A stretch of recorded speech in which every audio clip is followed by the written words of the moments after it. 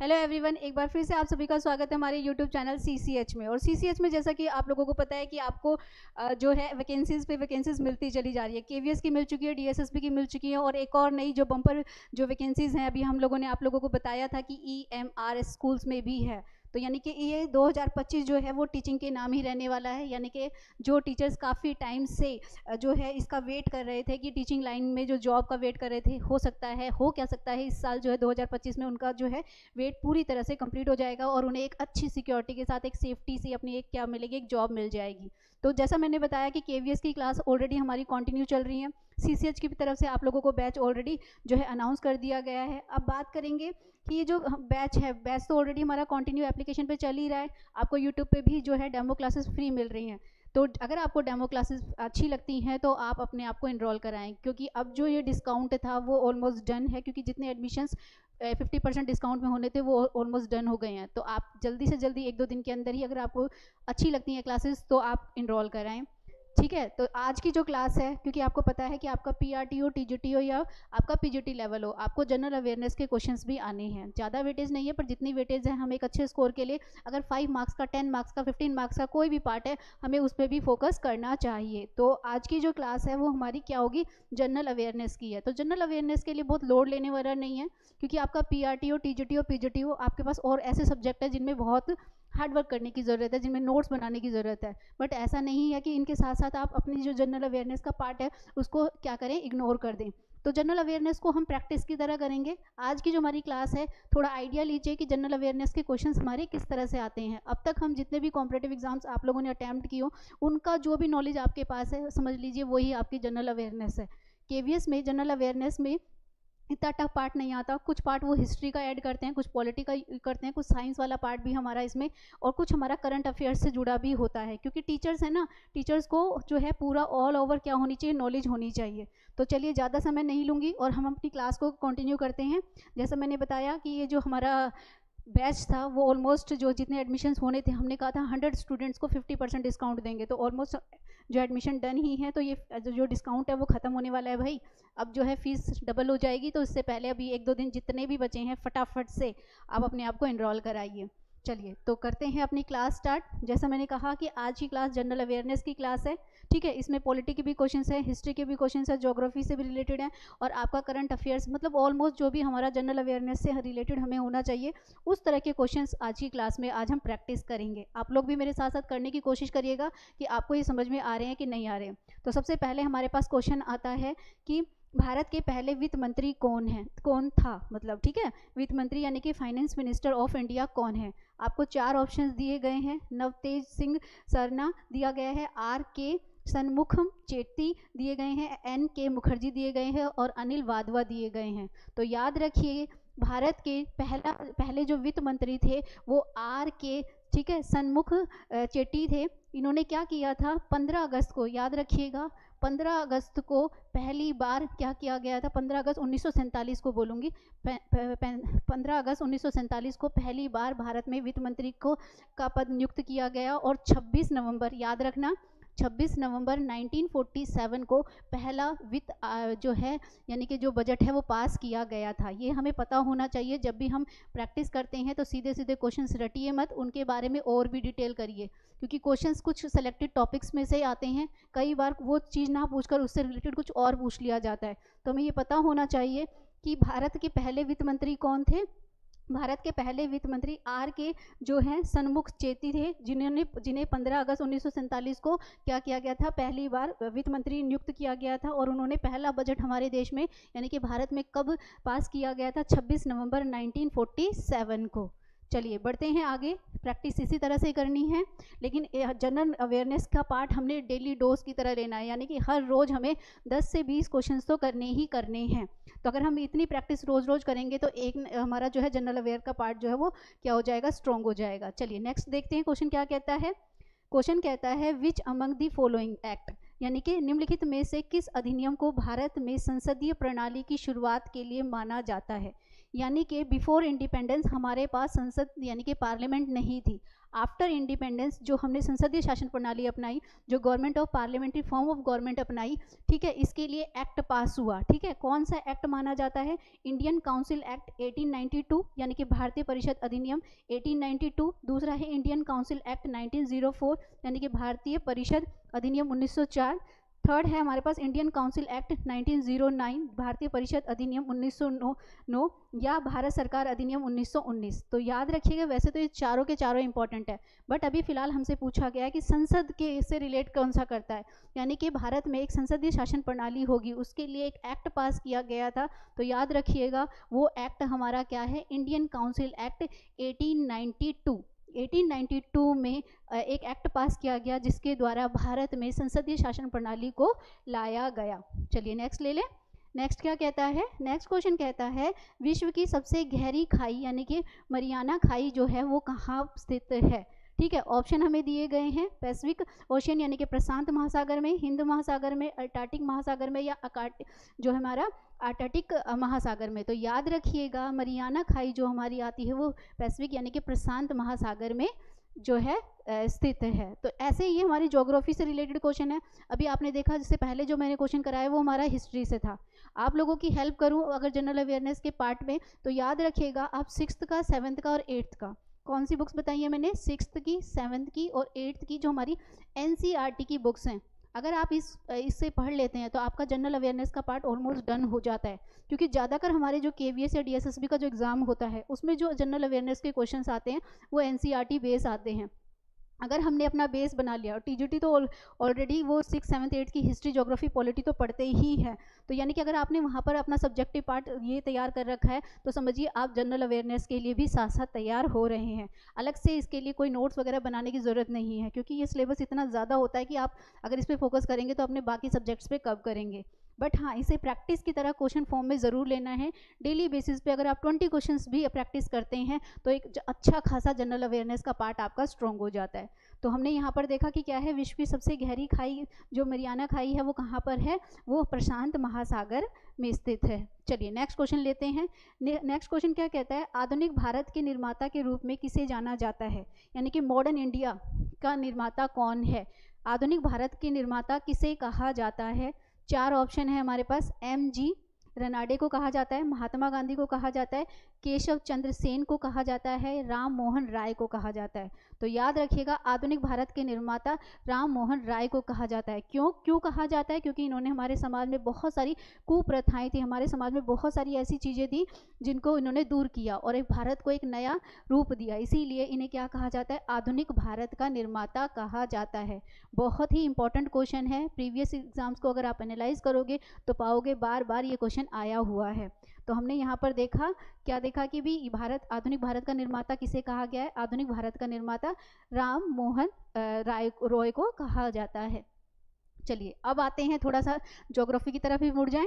Geography की तरह अब एक वैसे तो पता है हमारे यहाँ बहुत सारे मीटर्स हैं, ठीक है, वेदर को नापने के लिए अलग होता है, बॉडी टेम्परेचर को नापने के लिए अलग होता है, अलग अलग तरह के हमारे पास मीटर्स हैं। बट अभी एक एग्जाम में हमारे पास भी आया, मैं पूरा आपको इसका चार्ट बनाकर समझाऊंगी कि टाइप्स ऑफ मीटर्स क्या होते हैं, कितनी तरह के होते हैं, कैसे कैसे होते हैं और किस उसके लिए कौन सा मीटर यूज़ किया जाता है। फिलहाल तो अभी क्वेश्चंस करते हैं। क्वेश्चन में हमारे पास सामने आया है, बोलोमीटर का प्रयोग किसे मापने के लिए किया जाता है? फ्रीक्वेंसी यानी कि आवृत्ति को, टेम्परेचर यानी कि तापमान को, वेग को, या तरंग धैर्य जो होती हैं उन्हें। तो याद रखिएगा बोरोमीटर जो होता है वो टेम्परेचर को नापने के लिए, तापमान को नापने के लिए इस्तेमाल किया जाता है। अब हो सकता है इस बार तापमान को नापने के लिए इसलिए दे दिया, अब इसी से रिलेटेड जब पेपर आए तो क्या करे, दूसरा कोई मीटर हमसे पूछ ले, तो हम इसे क्लास में पूरा करेंगे। पूरा हम जो भी नोट्स जो प्रॉपर तरीके से हमें बनाने चाहिए कि ये चीज़ें हमें याद होनी चाहिए, उनके नोट्स बनेंगे। बहुत ही ज़्यादा भर के नोट्स वाला काम इसमें नहीं रहेगा, लेकिन हाँ जो बेसिक नोट्स हैं जिनकी हमें नॉलेज होनी ही चाहिए वो तो हम पूरा इसे शॉर्ट फॉर्म में नोट्स वाइज, और आपको यहाँ पर मैं असाइनमेंट्स के तौर में छोटी जनरल अवेयरनेस के क्वेश्चंस और आपको जो है इंपॉर्टेंट की पॉइंट्स जो है टाइम टू टाइम जो है आपको मिलते रहेंगे CCH की तरफ से, ठीक है। तो ये हमें पता चला कि ये जो मीटर है ये किसके लिए यूज़ किया जाता है? टेम्परेचर यानी कि तापमान को नापने के लिए। नेक्स्ट ले ले, नेक्स्ट क्या कहता है, ठीक है। अब थोड़ा हिस्ट्री से आया है, ठीक है। यहाँ पे कह रहे हैं कि प्रसिद्ध शहर मथुरा किस महाजन पद की प्राचीन राजधानी है। पहले तो इसको समझिए, क्योंकि महाजन पद से हमारा एक क्वेश्चन बनता है। हिस्ट्री में 3 वर्ड यूज होते हैं। एक वर्ड यूज होता है जन, ठीक है, एक वर्ड यूज होता है जनपद, एंड देन एक वर्ड यूज होता है हमारे पास महाजनपद। अब यहाँ पर आपको जो है क्वेश्चन आया है महाजनपद से, ठीक है, एक हमारे पास जन है, एक हमारे पास जनपद है, और एक हमारे पास महाजनपद है, ठीक है। एक जन है, जनपद है, महाजनपद है। तो पहले तो जन देखिए, सबसे पहले जन बने। जन क्या है? छोटे छोटे लोगों का ग्रुप है। जनपद क्या है? थोड़े से जनों को जोड़ा तो एक ग्रुप, एक बड़ा बना, और बहुत सारे जनपदों को जोड़ने के बाद क्या बना? महाजनपद। एग्जाम में कई बार पूछ लेते हैं कि टोटल महाजनपद कितने हैं, तो याद रखिएगा एग्जाम के पर्पज से टोटल महाजनपदों की संख्या 16 है, ठीक है। टोटल महाजन पदों की संख्या कितनी है? 16। जैसे ऑप्शन में दे दें कि टोटल महाजन पदों की संख्या कितनी है, 12 है, 14 है, 16 है या 18 है। तो हमें पता होना चाहिए कि टोटल महाजन पदों की संख्या कितनी है। टोटल महाजन पदों की संख्या क्या होती है? टोटल हमारे पास क्या होती है? 16। उसमें से एक हमारे पास आई है मथुरा, और वो पूछ रहे हैं इसकी राजधानी। तो जब हम क्लास में पढ़ेंगे तो हम ये टोटल महाजन पद जरूर करेंगे, क्योंकि एक क्वेश्चन जरूर फंसता है यहाँ से। तो टोटल महाजन पद के नाम होने चाहिए और उनकी कैपिटल्स हमें टिप्स पे होनी चाहिए। तो यहाँ पर एक जो है मथुरा, यहाँ पर एक महाजन आया। अब हमसे पूछ रहे हैं इसकी प्राचीन राजधानी थी। तो याद रखिएगा ये सब अलग अलग स्टेट्स जो महाजन है उनकी राजधानियाँ हैं, हमें यहाँ पर बतानी है मथुरा की। तो मथुरा की जो प्राचीन राजधानी थी उसका नाम क्या है? सूरसेन। याद रखिएगा क्या नाम है? सूरसेन इसे कहा जाता है। ऐसे ही मैंने बता दिया है टोटल महाजन क्या है, महाजन पद क्या है? 16 है काउंटिंग में, यानी कि 16 की कैपिटल्स भी हमें याद होनी चाहिए। पूरा प्रॉपर आपको टेबल बनाकर इस तरीके से याद कराया जाएगा कि आप एग्जाम में नहीं भूलोगे। हिस्ट्री सबको टफ लगती है, लेकिन अगर आप उसे तरीके से, ट्रिकी तरीके से, ईजी तरीके से करो तो वो भी आसान हो जाती है, ठीक है। चलिए नेक्स्ट क्वेश्चन ले लेते हैं। नेक्स्ट क्वेश्चन क्या कहता है भाई? ये हमसे पूछ रहा है on which date the international, यानी कि अंतर्राष्ट्रीय प्रवासी दिवस कब मनाया जाता है। तो यहाँ हमें याद रखने की ज़रूरत है कि जो अंतर्राष्ट्रीय, पहले मैं आपको बता रही हूँ इंटरनेशनल, फिर हम इंडिया की भी बात करेंगे, ठीक है। पहले हम बात करते हैं किसकी, कि जो इंटरनेशनल प्रवासी जो दिवस है वो मनाया जाता है दिसंबर, यानी कि 18 दिसंबर को मनाया जाता है। लेकिन अगर आपसे पूछ लिया जाए भारतीय प्रवासी दिवस कब मनाया जाता है भारत में, यानी कि भारतीय प्रवासी दिवस कब मनाया जाता है, याद रखना, याद रखने का तरीका बता रही हूँ। 18 की जगह हो जाएगा 9, और जो दिसंबर है इसकी जगह हमारे पास क्या आ जाएगा? इसकी जगह हमारे पास आ जाएगा जनवरी, ठीक है। इसकी जगह हमारे पास क्या आ जाएगा? जनवरी आ जाएगा। यानी कि कब मनाया जाता है? 9 जनवरी को भारतीय प्रवासी दिवस मनाया जाता है। याद रखने का तरीका, इंटरनेशनल 18 है तो भारतीय में वो 18 का आधा क्या हो जाएगा? 9, और ये दिसंबर में मनाया जाता है तो ये हमारा यहाँ पे कब मनाया जाएगा? जनवरी में। तो हो सकता है इस बार हमें अंतर्राष्ट्रीय ये दे दिया हो, नेक्स्ट टाइम पे वो क्या कहें भारतीय प्रवासी दिवस कब मनाया जाता है। तो ये हमें पता होना चाहिए कि कब मनाया जा रहा है। 9 जो है हमारी जैन, उसको मनाया जाता है, ठीक है। दोबारा देख लीजिए एक बार, अंतर्राष्ट्रीय प्रवासी दिवस कब मनाया जाता है? 16 नवंबर को मनाया जा रहा है, 18 नवंबर को मनाया जा रहा है, 24 दिसंबर को मनाया जा रहा है, या 21 मतलब 21 फैब को मनाया जा रहा है। तो हमें ये पता होना चाहिए कि 18 दिसंबर को मनाया जाता है भाई, और इसका आधा कर दीजिए 18 का 9, और दिसंबर से एक मंथ बढ़ा दीजिए जनवरी। तो आपको ये भी पता चल जाएगा कि 9 जनवरी को क्या मनाया जाता है? भारत में प्रवासी दिवस मनाया जाता है। अब प्रवासी दिवस तो पता ही होगा ना। चलिए नेक्स्ट देखते हैं। ये कहता है भारत में किसकी स्वीकृति के बिना किसी भी सरकारी खर्च का वाहन नहीं किया जा सकता। यानी कि जो हमारी धनराशि है, जो गवर्नमेंट की धनराशि है, किसकी परमिशन के बिना आप जो है क्या नहीं कर सकते हो, किसकी परमिशन के बिना आप जो है वो सरकारी पैसे को, धन को खर्च नहीं कर सकते हो। The parliament, the prime minister, the president, the supreme court. संसद की स्वीकृति के बिना, प्रधानमंत्री की स्वीकृति के बिना, राष्ट्रपति की स्वीकृति के बिना, और उच्चतम न्यायालय की स्वीकृति के बिना। तो आपको पहले तो मैं बता दूं कि जो बजट पास करने का काम होता है, जो बजट से रिलेटेड जितने भी काम होते हैं, वित्त विधेयक जो पास होता है वो संसद में होता है। याद रखना कि कहाँ पर होता है? वित्त विधेयक। अगर आप एग्जाम में आपसे पूछ लिया जाए कि वित्त विधेयक जो होता है वो किस में पास होता है, तो उसका जो भी कार्य होता है वो कहाँ पर किया जाता है? वो संसद में किया जाता है। जब संसद में किया जा रहा है तो उस पर किसी भी तरह के धन को खर्च करने का राइट भी कौन देगी? संसद ही देगी। तो हमें इसका आंसर पता चल गया है कि इसका आंसर क्या होगा? दी पार्लियामेंट इसका आंसर हो जाएगा। ठीक है, दोबारा देखिए जरा ध्यान से, मैंने क्या कहा, भारत में किसी की भी स्वीकृति, पूरा आपको पार्लियामेंट्री फॉर्म पढ़ाऊंगी मैं यहाँ पर, वहाँ पर हम देखेंगे कि पार्लियामेंट किससे, कई बार पूछ भी लेते हैं कि जो हमारी संसद है, पार्लियामेंट है, वो किससे मिलकर बनती है। तो याद रखिएगा, हमारे माइंड में क्या रहता है, सिर्फ हम क्या करते हैं, एक राज्यसभा और एक लोकसभा, जो कि हमारा गलत है। पार्लियामेंट हमेशा किससे मिलकर बनती है, president plus Rajya Sabha plus Lok Sabha, इन तीनों का ही रोल होता है कहाँ पर, पार्लियामेंट में। ठीक है, वो पूरा डीपली क्लास में जाएगा कि क्या रोल है प्रेसिडेंट का राज्यसभा में और क्या रोल है लोकसभा में। और ये वित्तीय विधेयक लोकसभा में पास होता है कि ये आपका जो है राज्यसभा में होता है, और इसके लिए कितने मेंबर्स की जो है किस तरह से इसका प्रोसेस चलता है, ये हम जब क्लास लेंगे तो पूरा इसको डीपली समझेंगे। फिलहाल अभी हमें ये पता चल गया है कि भारत में किसकी स्वीकृति के बिना, यानी कि पार्लियामेंट की परमिशन के बिना कोई भी सरकारी पैसा जो है खर्च नहीं किया जाएगा। ना प्राइम मिनिस्टर अपनी मर्जी से कर सकता है, ना प्रेसिडेंट अपनी मर्जी से कर सकता है, ना ही सुप्रीम कोर्ट। सुप्रीम कोर्ट का तो वित्त विधेयक से कुछ लेना देना ही नहीं है। उच्च न्यायालय, सर्वोत्तम न्यायालय तो हमारी जुडिशरी है, इंडिपेंडेंट जुडिशरी है, वो न्याय देने का कार्य करती है। ठीक है, ये भी आपको पता होना चाहिए कि हमारे पास जो है सुप्रीम कोर्ट जो है, जुडिशरी जो है, वो 3 लेवल पर काम करती है।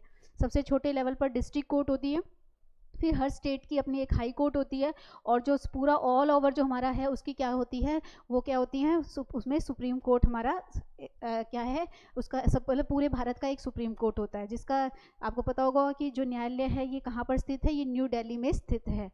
तो जनरल नॉलेज के लिए हमें ऐसे ऐसे थोड़ी सी एक्स्ट्रा नॉलेज साथ साथ चाहिए ही चाहिए।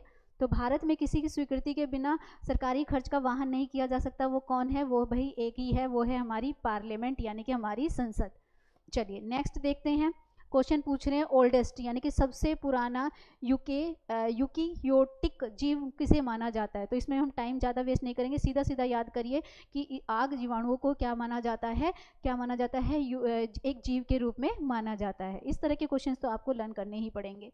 चलिए नेक्स्ट देखते हैं, निम्न में से किसने भारत की प्राचीन कला परंपराओं को पुनः जीवित करने के लिए oriental is most important word, oriental कला यानी कि भारतीय समाज की स्थापना की। ओरिएंटल यानी कि हमारी जो पुरानी परंपराएं हैं, हमारा जो पुराना कल्चर है, उसको बनाए रखने के लिए ओरिएंटल का मतलब क्या होता है, जहाँ पर इनको पूरी तरह से सेफ रखा जाता है। कला के लिए इसकी समाज की स्थापना किसने की, तो याद रखिएगा इसको 1907 में, याद रखना 1907 में कलकत्ता में, जिसे हम इंग्लिश में कोलकाता भी कहते हैं, हिंदी में कलकत्ता कहा जाता है, इंग्लिश में हम इसे कोलकाता कह देते हैं।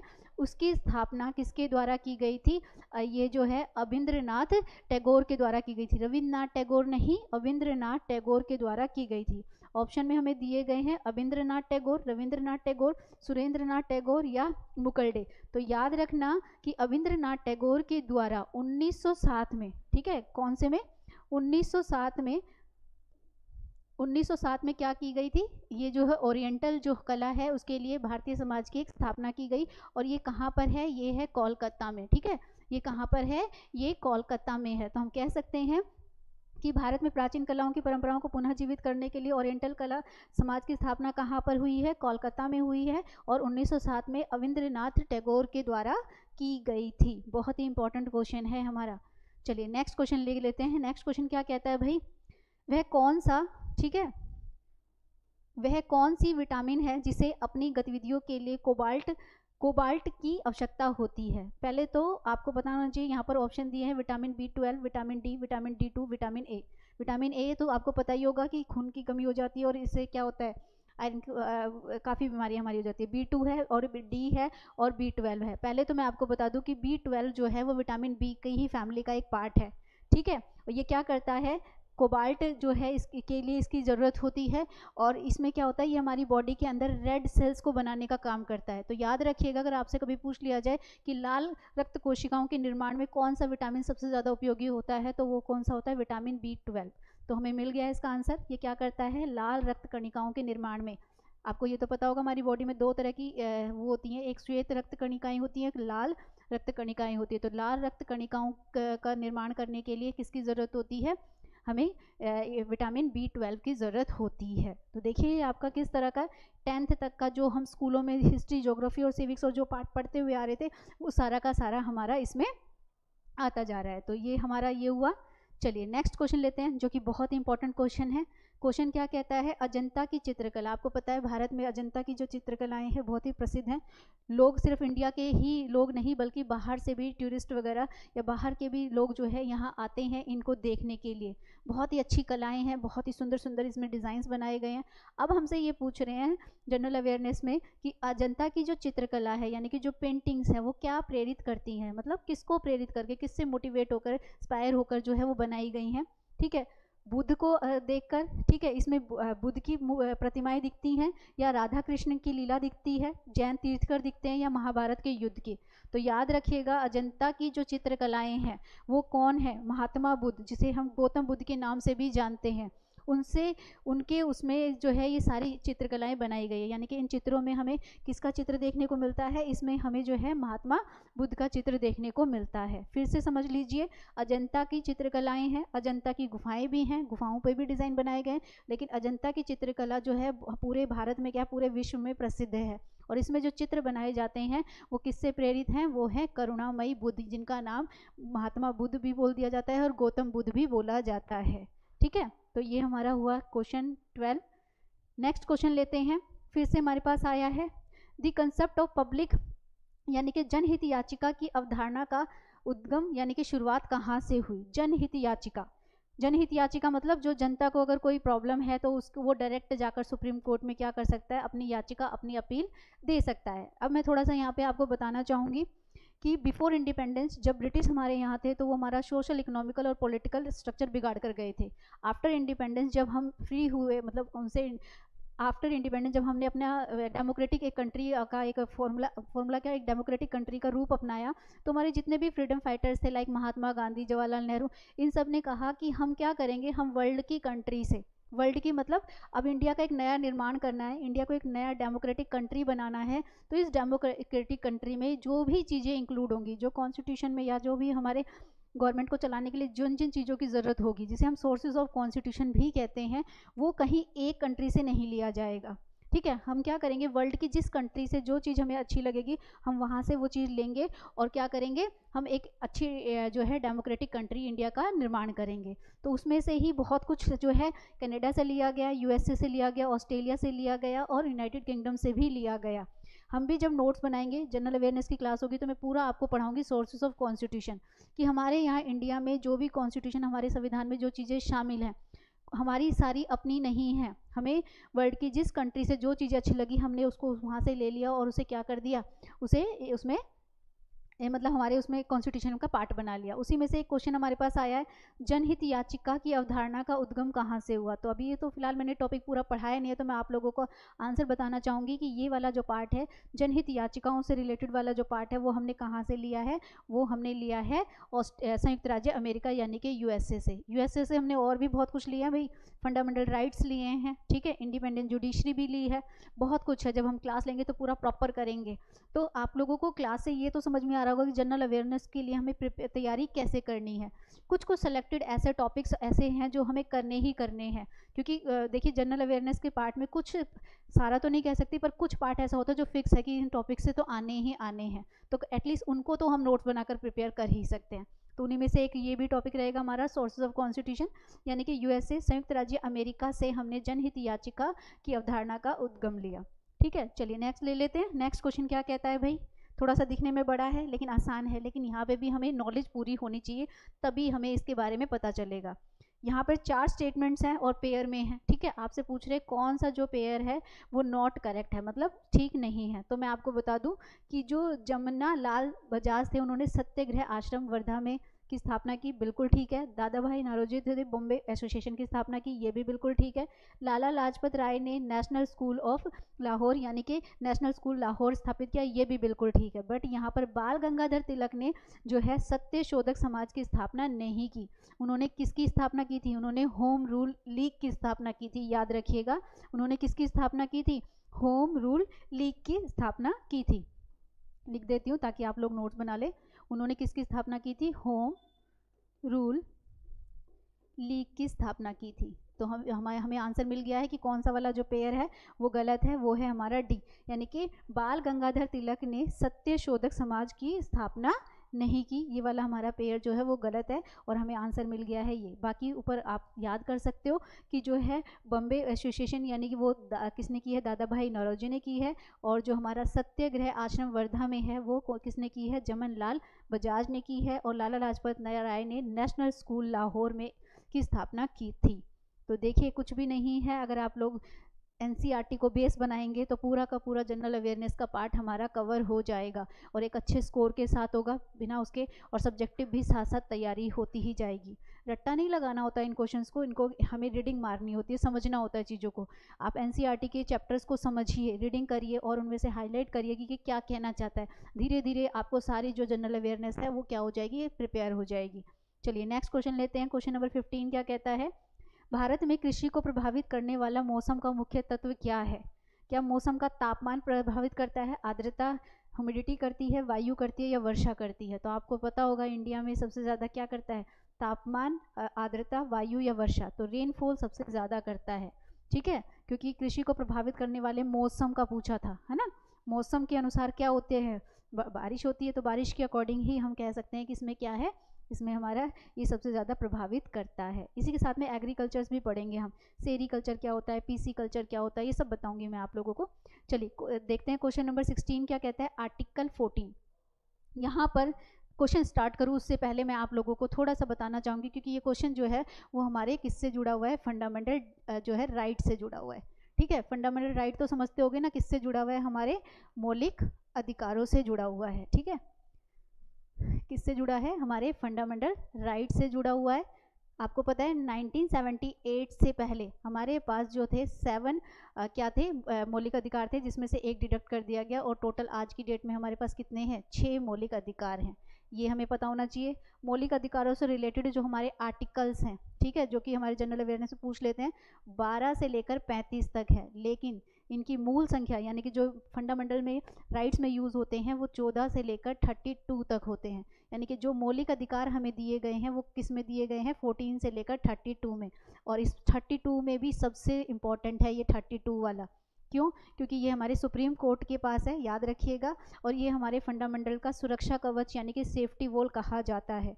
अगर आपके 6 फंडामेंटल राइट्स को कोई नुकसान पहुंचाता है तो आप इस आर्टिकल का, इस राइट का बेनिफिट उठा सकते हैं, क्योंकि आर्टिकल 32 कहता है संवैधानिक उपचारों का अधिकार। अगर आपके 6 ऊपर के 5 राइट्स का कोई हनन कर रहा है, नुकसान पहुंचा रहा है, चाहे शिक्षा का अधिकार है, धर्म का अधिकार, तो आप सुप्रीम कोर्ट में डायरेक्ट अपने अधिकारों को लड़ने के लिए जा सकते हैं।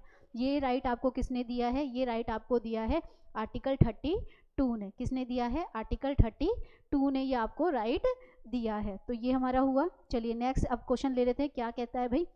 मैंने कहा था, अभी आप लोग ध्यान से देखिएगा, मैंने अभी यहाँ को एक छोटी सी बात बताई कि हमारे आर्टिकल क्या हैं, टोटल कितने हैं जो मौलिक अधिकारों से जुड़े हुए हैं, वो हैं 12 से लेकर 35 तक। लेकिन जो मौलिक अधिकार हैं वो हमें कहाँ से कहाँ तक दिए हैं, 14 से लेकर 14 से लेकर 32।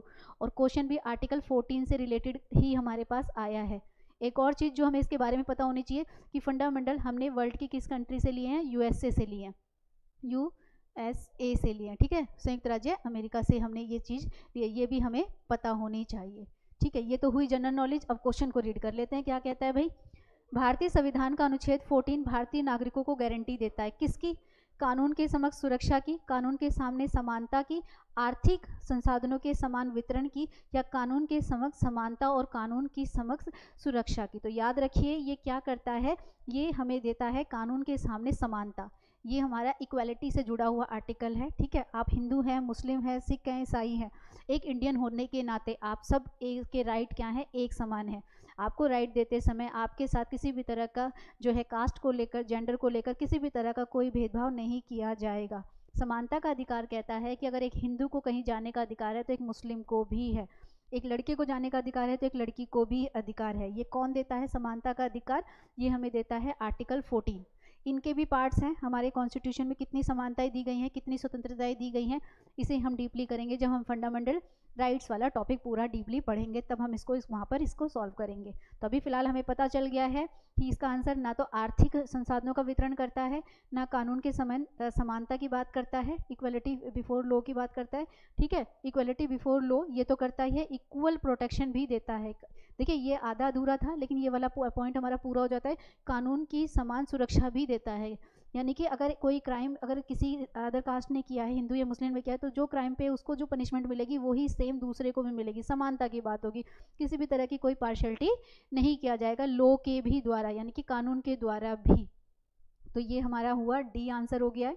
चलिए नेक्स्ट लेते हैं। नेक्स्ट क्या कहता है भाई, फिर से हमारे पास बजट से रिलेटेड ही आया है। आप लोगों का केवीएस का एग्जाम भी मई जून तक होगा, अगर जैसे ही एप्लीकेशन फॉर्म आएगा तो मे भी इसी ईयर में होगा। और आपको पता है बजट से रिलेटेड कुछ बहुत सारे करंट अफेयर्स मतलब चेंजेस आए हैं, वो आपको पता होने चाहिए। तो जो CCH की तरफ से जो मनीषा मैम आप करंट अफेयर्स की क्लास लेती है, आप उनको अटेंड जरूर करा करें, क्योंकि उनमें से भी आपको क्वेश्चंस आने हैं। तो सिर्फ वीडियो देखने से ही अगर हो जा रहा है तो क्या दिक्कत है भाई। चलिए तो क्वेश्चन नंबर 17 देखिए, क्या कहता है, भारत सरकार के बजट के आंकड़ों में राजकोषीय घाटा होता है। कैसे होता है भाई, उनका लॉस कैसे होगा, कुल व्यय की प्राप्तियों की उन्होंने ज़्यादा खर्चा कर दिया, उसके आधार पर राजस्व व्यय की राजस्व प्राप्ति, यानी कि उसमें से कितना लिया गया, पूंजीगत व्यय और पूंजीगत प्राप्ति और बाजार में उधार से, ठीक है, इससे होता है, या बजट घाटे तथा सरकार के बाजार से उधार और उत्तरदायित्व के कारण।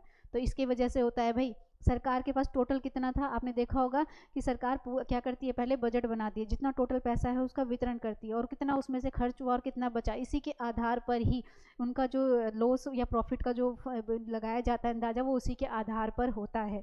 तो आंसर हमें मिल गया है, डी आंसर होगा। बजट घाटे तथा सरकार के बाजार, यानी कि बजट घाटा, बजट जो बनाया था उससे ज़्यादा खर्च हो गया है, सरकार के बाजार से उधार, यानी कि उन्होंने सर कितना उधार लिया, और उत्तरदायित्व, सरकार के बाजार से उधार का मतलब समझ रहे हैं कि सरकार से हमने काम के लिए कितना पैसा लिया उसके आधार पर ये कहा जा रहा है। तो टोटल बात ये है कि बजट घाटा जो है सरकार के बाजार से और उत्तरदायित्व के योग पर आधारित होता है। ठीक है, चलिए नेक्स्ट ले लेते हैं।